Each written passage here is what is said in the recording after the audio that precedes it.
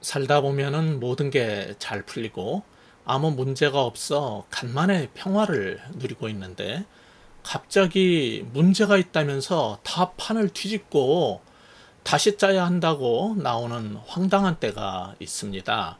오늘 본문이 바로 그 격입니다. 지난주에 봤던 사무엘상 7장에서는 사무엘이 이스라엘의 훌륭한 지도자 사사의 직무를 잘 수행해서 말 그대로 everything is okay. 모든 게 잘 되고 있었어요. 그런데 오늘 본문 8장에 들어서면서 갑자기 분위기가 바뀝니다. 이스라엘 장로들이 몰려와서 모든 게 잘못되어 나라가 위태롭게 되었으니 왕을 세워야 한다는 겁니다. 이 무슨 황당한 상황입니까?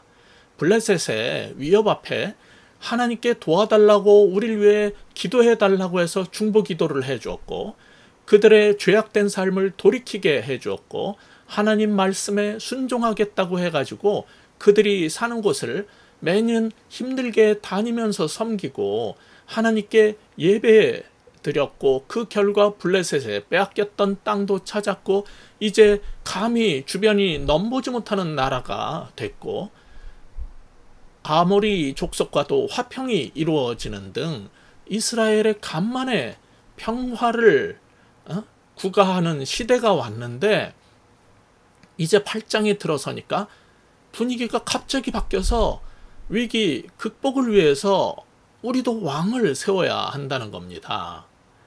그렇게 된 가장 큰 이유는 두 가지가 있는데 1절에서 보듯이 시간이 많이 흘렀습니다. 그래서 사무엘이 늙어서 물러날 때가 가까웠기 때문이고 두 번째는 그의 두 아들 요엘과 아비야를 사사로 삼은 게 문제였어요.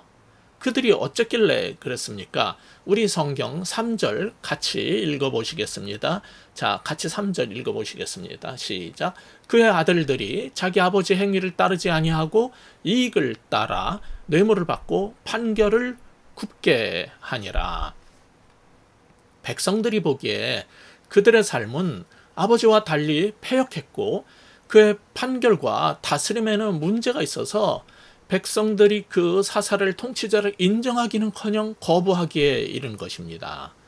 이스라엘 모든 장로들은 어떻게 반응을 했을까요? 4절 같이 다시 읽어보겠습니다. 이스라엘 모든 장로가 모여 라마에 있는 사무엘에게 나아가서 5절 상반부입니다. 그에게 이르되 보소서 당신은 늙고 당신의 아들들은 당신의 행위를 따르지 아니하니 그 결과 백성들이 결국 들고 일어나게 이른 겁니다. 사무엘의 아들 이 요엘이라는 이름은 여호와는 나의 하나님이라는 뜻이고 아비야는 하나님은 나의 아버지라는 뜻이기 때문에 그들은 이름값대로 하나님의 법대로 바로 살았어야 했는데 뇌물도 받고 사사로서 재판을 하는 게 영 엉망이었어요. 참된 신앙이라는 것은 예배 따로 일 따로가 아니라 그 신앙이 직장 생활이나 세상 삶을 사는데 영향을 줬어야 했는데 오늘날 우리 한국 교인들처럼 이 두 아들의 경우는 그 삶까지 영향을 주지 못했던 것 같습니다. 이것은 신명기 16장 19절 상반부의 말씀에 의하면 너는 재판을 굽게 하지 말며 사람을 외모로 보지 말며 또 뇌물을 받지 말라. 그 말씀에 의하면 이것은 하나님 말씀에 어긋난 잘못된 죄악된 삶인 것입니다. 힘없는 백성들이 최후에 호소하는 게 뭐냐면 법적 판결입니다. 근데 그때 권력 있는 자들이 굽게 판결을 할 때 그 좌절은 이로 말할 수가 없기 때문입니다. 요즘 우리나라 법정은 어떻습니까?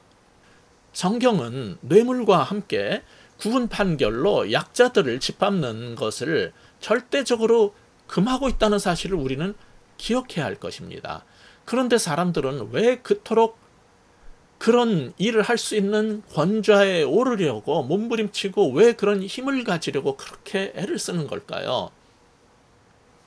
우리 모두는 서로 동일한 하나님의 피조물이라는 사실을 인식해서 하나님 앞에서 겸손하고 이웃을 형제 자매로 존중하면서 함께 살아가야 하는데, 왜 다른 사람 위에 신처럼 군림해가지고 짓밟고 내 마음대로 힘을 휘두르고 사람들을 착취하고 이용해 먹고 싶어하는 그런 이유가 도대체 뭘까요? 그 자리와 그 힘이 그렇게 달콤해서 판관의 자리, 즉 대통령이나 판검사의 자리를 위해서 왜 여러 사람들이 그렇게 목숨을 걸고 평생을 바칠까요? 그렇게 구수까지 해서라도 사법고시에 꼭 붙어야 하고, 선거에서 저도 계속 다시 대선에 나가고 또 나가려고 하는 이유가 도대체 뭘까요? 세상 사람들은 판검사와 대통령이 되려고 하는 것처럼 신앙인들 가운데는, 종교계에서는 목사가 돼서 교인들 머리 위에 서서 큰 소리치고 지배하고 싶어하는 사람들이 있어요.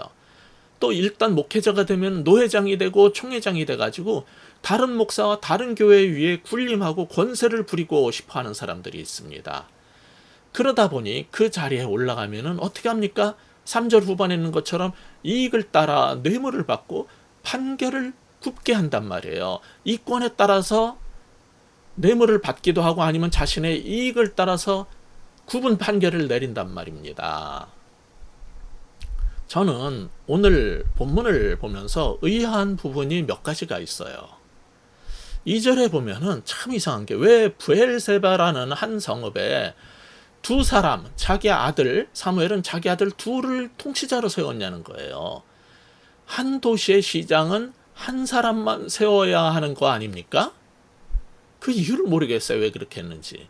제가 아는 사무엘은 이 사건 외에는 통치자로서 보기 드물게 상당히 바른 삶을 살며 존경받던 사람이었습니다. 뒷부분 사무엘상 12장 3절을 보시면은, 내가 여기 있나니 여호와 앞과 그의 기름 부음을 받은 자 앞에서 내게 대하여 증언하라. 내가 누구의 소를 빼앗았느냐, 누구의 나귀를 빼앗았느냐, 누구를 속였느냐, 누구를 압제하였느냐, 내 눈을 흐리게 하는 뇌물을 누구의 손에서 받았느냐, 그리하였으면 내가 그것을 너에게 갚으리라 하니, 이렇게 떳떳하게 말했어요. 거기에 대해서 백성들도 다 인정했습니다. 4절 보시면, 그들이 이르되 당신이 우리를 속이지 아니하였고 압제하지 아니하였고 누구의 손에서든지 아무것도 빼앗은 것이 없나이다 하니라. 사무엘은요, 그런데 이렇게 바른 삶을 살았던 사무엘인데, 그의 멘토였던 제사장 엘리가 그 부패한 자식을 제사장직이 세습죄라고 그런 아들을 제사장으로 세웠던 사건에서 왜 교훈을 배우지 못하고 그렇게 문제 많은 자식을 사사로 세웠을까요? 거기서부터 처음부터 이것은 잘못된 거였어요. 왜냐면은 제사장은 레위 집안에서 나오는 거기 때문에, 그 지파에서 나오는 거기 때문에 세습을 하는 겁니다. 어쩔 수 없이 그 자손들 가운데 나오는 그 세습이지요. 그런데 구약에서 선지자와 사사는요, 원래 세습제가 아닙니다. 하나님께서 개개인을 선지자로 사사로 부르시고 세우셨습니다. 엘리 제사장이, 그러니까 그 두 아들 홈리와 비느하스를 제사장으로 세운 것은 제도적으로는 잘못된 일이 아니었어요. 다만 그들의 타락으로 인해 가지고 엘리 가문과 그리고 이스라엘 나라에 큰 타격을 입힌 게 문제였고, 결국 그들은 하나님의 심판을 받은 겁니다. 그런데 사사는 세습제가 아니라고 그랬잖아요. 그런데도 자질도 안 되는 두 아들을 사무엘은 왜 사사로 삼아서 세습을 시켰냔 말이에요. 이해가 안 가요. 그렇게 훌륭한 사람이. 문제는 요즘에도 제가 많이 보는 일인데, 권력을 가지고 시간이 지나면 부패합니다. 또 하나는 나이가 들면은 다 자기는 괜찮은 것 같은데, 나이가 들면은 젊을 때 그 뜨거움과 정의감과 열정, 순수함이 사라지고 자신도 모르는 사이에 변해요. 자기만 몰라요. 목사님들 가운데도 훌륭했던 목사님들이 계십니다. 그런데 처음에 개척하고 목회할 때 훌륭했던 분들인데 교회가 커지고 유명해지잖아요. 그리고 나이가 들잖아요. 그러면은 서서히 변질돼가지고 이상한 짓을 하고 자식에게 자기가 키운 교회 아깝다고 세습 시키는 일을 많이 봅니다. 그래서 정치인이든 목회자든 우리는 나이가 들면 의도적으로 조심을 해야 되는 겁니다. 그리고 신앙이 있어도 우리는 자신이 가진 힘과 신분을 이용해서 내 욕심을 이루고 싶어 하는 이런 죄성에 빠지지 않기 위해서 의도적으로 노력을 하셔야 하는 겁니다. 따라서 오늘 본문이 우리에게 주는 첫 번째 교훈이 무엇입니까? 첫째, 권자를 이용해서 자기 욕심을 이루려는 우리의 속셈을 버려야 한다는 겁니다. 권자를 이용해서 자기 욕심을 이루려는 속셈을 버리시기 바랍니다. 이스라엘 장로들이 사무엘에게 가서 그 두 젊은 사사의 문제를 바로 잡으려고 했던 일을 보면 저는 거기선 놀라는 일이 한 가지 있어요. 놀랄만한 점이. 당시 이 고대 사사체제 사회였잖아요. 그런데도 엄청 민주적이었다는 거예요. 주민 소환제도 없던 시절에 4절 5절에서 보듯이 백성들이 통치자 사무엘의 사사 임명을 거부한 겁니다. 그리고 이스라엘의 온 장로들이 모여가지고 사무엘이 거주하던 라마까지 찾아가서 이 잘못된 사사를 폐하하시고 새로운 지도자를 세워달라고 백성들이 의견을 낼 수 있다는 거, 이거는 현대 사회에서도 쉽지 않은 일 아닐까요? 이런 점을 보면은 그 고대 사회가 상당히 민주적이었다는 거예요. 오늘식으로 보면은. 그러나 그 이스라엘 장로들의 단체 행동 뒤에는 심각한 문제가 깔려 있었어요. 사무엘이 세운 두 사사의 죄에 대해서, 그리고 만일 필요하다면은 그들을 세운 아버지 사무엘의 잘못에 대해서 조사를 하고 심판을 내리고 바른 사람을 세우면 되는 겁니다. 그런데 5절에서 보듯이 어떻게 해야 된다고 그랬어요? 통치 제도 자체를 바꿔가지고 이방인들처럼 왕을 갖게 해달라는 거예요. 사람들은 위기에 처하면은 하나님을 의지하기보다는 이방인들처럼 군대와 무기와 재물을 기반으로 그 위기를 타파하고 살려고 합니다. 그런데도 자신들은 안 그런 것처럼 행동합니다. 이 사람들 보세요. 당신이 사무엘이 나이가 많아서 이제 은퇴해야 될 상황이 아니겠느냐, 이걸 언급하면서, 그래서 당신이 세운 차기 사사인 아들들은 당신만은 자질이 안 된다, 이런 핑계를 가지고 완전히 새 판을 짜려고 하는 겁니다. 즉 사사 자리에 합당한 사람을 세우자는 게 아니라 주변에 다른 5절 후반에 있는 것처럼 주변에 다른 모든 나라와 같이 왕을 갖게 해달라는 거예요. 사실 우리 그리스도인들은요, 세상 모든 사람들이 어떻게 살든, 그들이 어떤 옷을 입고 어떤 패션을 따르든 그 유행보다도 하나님 말씀의 본질에 따라서 살아야 되는 사람들 아닙니까? 그런데 그 장로들이 와서 하는 말이 뭐예요?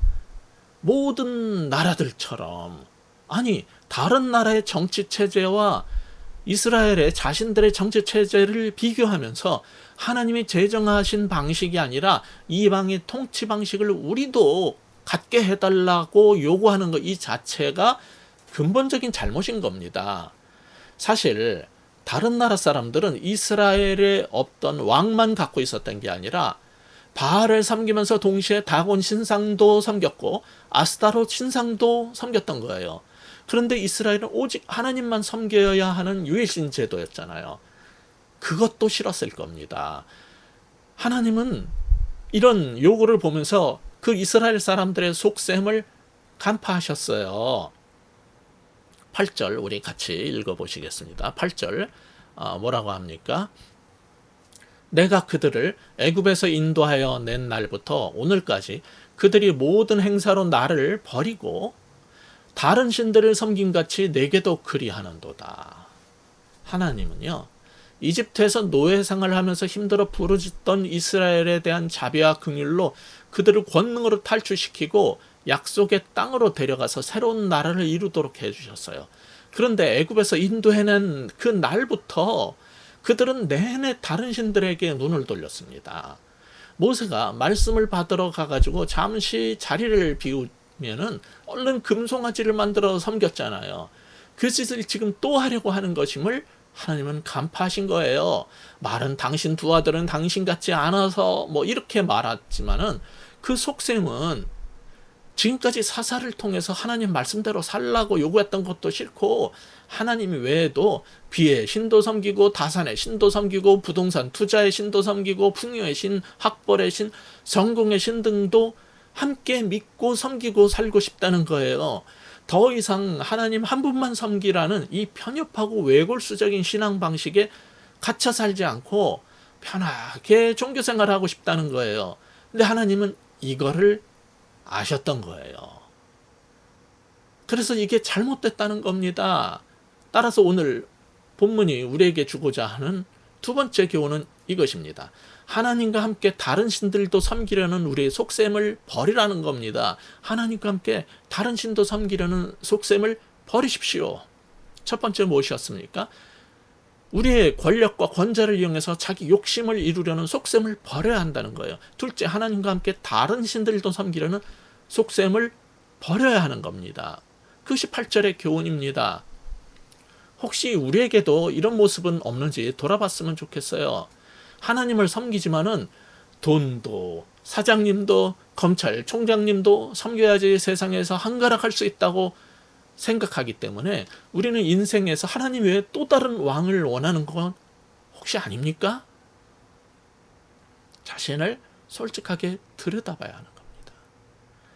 문제 있는 사사 대신 공정한 새 사사를 세워달라는 게 아니라 5절에서 보듯이 이스라엘 전체를 통치할 왕을 세워서 우리를 다스리게 해달라는 그들의 요구는 사실 사무엘의 두 아들 요엘과 아비야의 잘못보다 훨씬 더 심각한 문제였어요. 그들의 요구 6절 같이 읽어보겠습니다.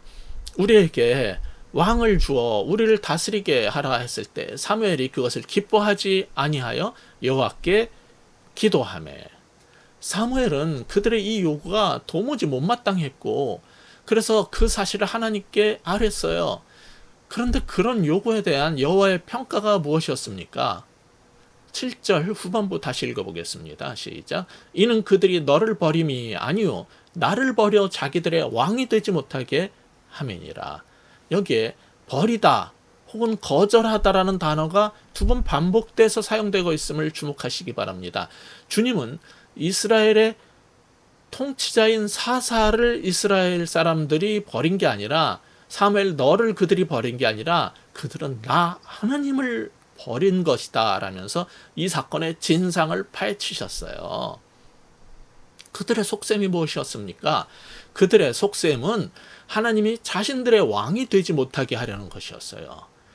다른 사람을 자신들의 왕으로 세워 다스리게 해달라는 것이 멋지게 들릴지 몰라도 그 속셈은 하나님을 버리고 하나님이 더 이상 자신들의 왕이 되지 못하게 하려는 거란 말이에요. 기드온 등 사무엘, 기드온 그 외에도 수많은 사사들이 있었잖아요. 그 사사 시대에 이스라엘을 사사가 다스렸지만은 그 시대에 누가 실제 왕이었습니까? 사사기 8장 22절을 보세요. 그때 이스라엘 사람들이 기드온에게 이르되 당신이 우리를 미디안의 손에서 구원하셨으니 당신과 당신의 아들과 당신의 손자가 우리를 다스리소서 했을 때 사사 기드온이 그 의미를 뭐라고 가르쳐줬어요? 그 다스림, 통치에 대한 진정한 하나님께서 원하셨던 걸 그 다음 절 23절을 보면 이렇게 나옵니다. 기드온이 그들에게 이르되 내가 너희를 다스리지 아니하겠고 나의 아들도 너희를 다스리지 아니할 것이요 여호와께서 너희를 다스리시리라 하니라. 하나님께서 세우신 이 사사를 받아들이는 것은 기드온의 다스림, 기드온의 통치를 받아들이는 게 아니라 하나님의 다스리심을 수용하는 것이란 말이에요. 하나님을 왕으로 삼고 사는 거라는 사실을 사사기에서 이미 분명히 가르쳐 줬어요. 그런데 사무엘의 아들이 문제가 있으니까 다른 사사를 세우자라고 말하는 게 아니라 이방처럼 우리에게도 왕을 달라고 하는 것은 그럼 무슨 의미예요? 여호와의 왕권을 거부하고 하나님의 피조물인 다른 인간의 왕권 하에 우리는 들어가겠다라는 말을 하는 겁니다.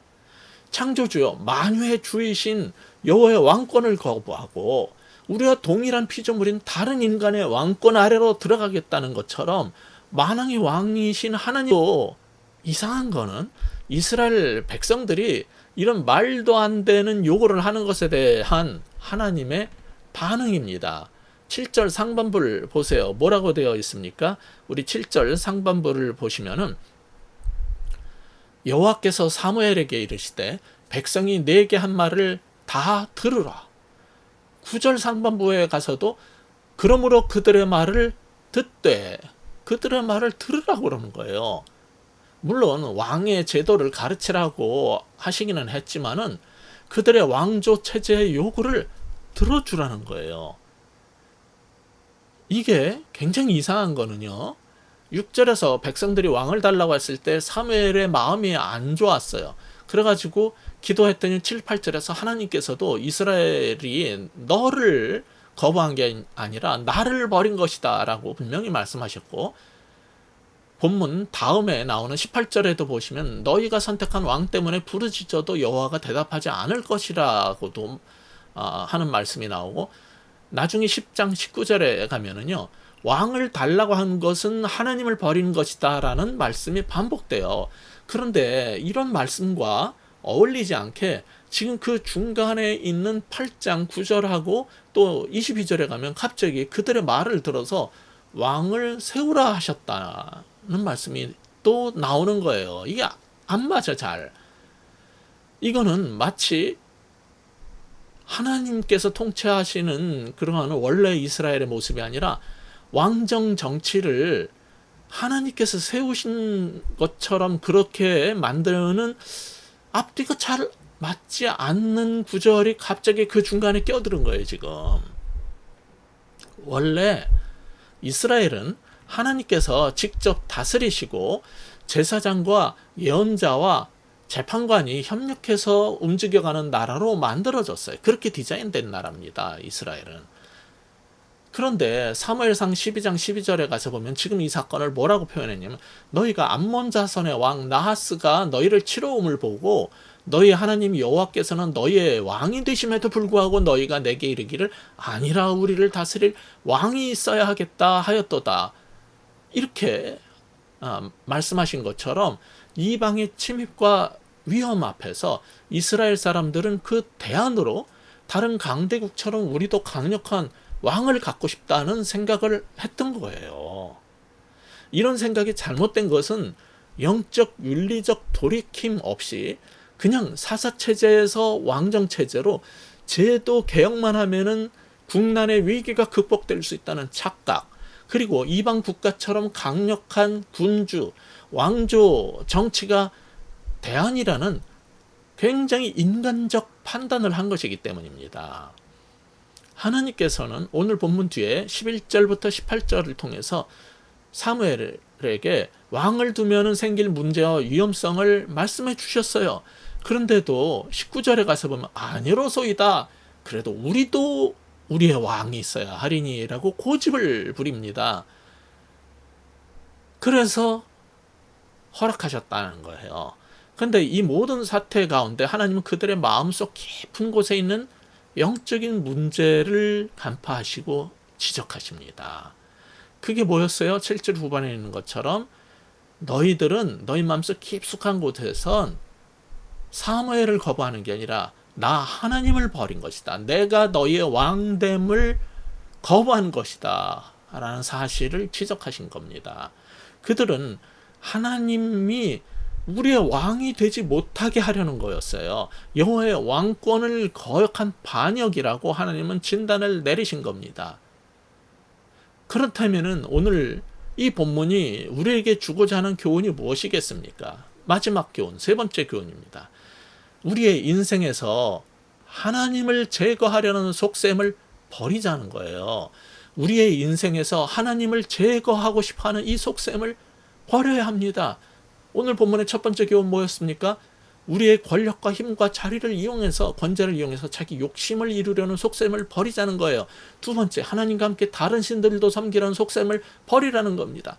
마지막 세 번째, 우리 인생에서 하나님을 제거하려는 속셈을 버리라는 겁니다.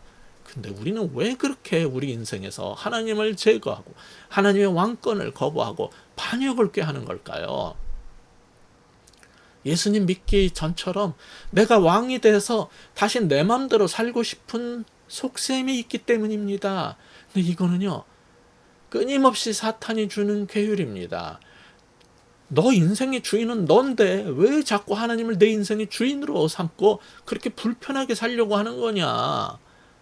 이렇게 사탄은 자꾸만 우리 귀에다 속살속살거리면서 꼬드기는 거예요. 그러면 또 어떤 사람, 맞아.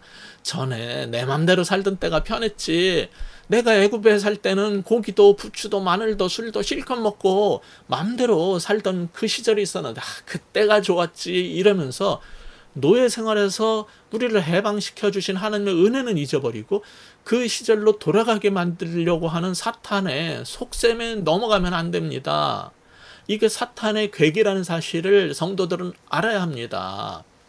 근데 문제는요, 일단 거기에 넘어가서 하나님의 왕되심, 하나님의 다스림을 거부하고 자신이 내 인생의 왕이 되고 눈에 보이고 내 손에 잡히는 다른 강력한 사람을 내 인생의 왕으로 모시면요, 머지않아 그 사람이 내 주인이 되고 나는 그의 노예처럼 살게 되고 나는 그가 준다는 돈과 그가 주겠다는 권력의 노예가 되어버린다는 사실입니다. 그래서 우리 그리스도인들은 우리 주 예수님께서 광야의 유혹을 이기고 나오신 것처럼 항상 두 눈을 크게 부릅뜨고 이런 사탄의 속셈을 거부하고 그 괴율을 버려야 하는 것입니다. 여러분은 그렇게 하실 수 있겠습니까? 주님은 오늘 본문을 통해서 그것을 우리 모두에게 물으시는 겁니다. 기도하시겠습니다. 하나님 아버지, 우리는 혹시 여전히 하나님의 은혜를 거부하고 하나님의 왕되심을 포기하고 하나님을 우리의 왕자에서 몰아내고 우리 자신이 왕이 되려 하고 사탄이 돈으로, 권력으로, 보좌로, 명성으로 여러 가지 것으로 우리를 유혹하려고 할 때 그것을 우리의 왕으로 삼고 함께 섬기고 싶어가지고 하나님도 믿고 교회도 다니면서 그런 것들도 믿고 섬기고 따르고 싶어하는 모습은 없는지, 우리의 마음속 깊은 곳에 우리의 속셈을 주님 드러내 보여주시옵소서. 조금이라도 하나님께서 주시는 마음이 아닌 사탄의 마음이, 그 괴율이 조금이라도 우리 가운데에서 싹 트거든 하나님 일깨워 주시고 우리의 그런 죄된 속셈을 버리고 포기하게 하여 주옵소서. 그래서 오늘도 하나님 말씀대로 하나님의 뜻대로 살아갈 수 있는 우리 모두가 될 수 있도록 주님 축복하여 주시옵소서. 인도하여 주시옵소서. 그리고 우리가 마음을 다해 정말 결단하고 그러한 속셈들을 우리가 스스로 버리는 그런 하나님 백성다운 삶을 살 수 있는 모두가 되게 하여 주시옵소서. 예수 그리스도 이름으로 간절히 기도하옵나이다. 아멘.